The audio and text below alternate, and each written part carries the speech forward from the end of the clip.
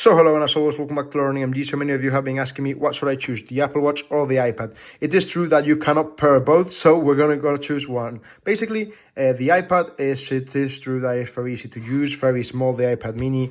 It is true that both run about $500. I would choose the Apple Watch if you are always in meetings, always need to answer WhatsApps, decline calls. You can do all this with the Apple Watch. It has a great battery, 12, 14 hours non-stop. So from 9 to 9 with no issues, you will have your Apple Watch with battery. Now, on the contrary, the iPad mini, you can actually answer it. You can use the Pencil Pro. So if you're always in class, always in meetings, and you need to jot things down, maybe the iPad mini is the way to go. It's got also a great camera, which you've got here. So in general, it does work pretty well. There are many actual Apple Watches that cost more, but remember, you have on both of them, you have the option of actually choosing it to have its own 3G, meaning that you do not need to have your iPhone near, and the same can be applied with the actual iPad mini, okay? So as always, if you've got any questions, just leave it down here in the comments below, and thank you very much for watching.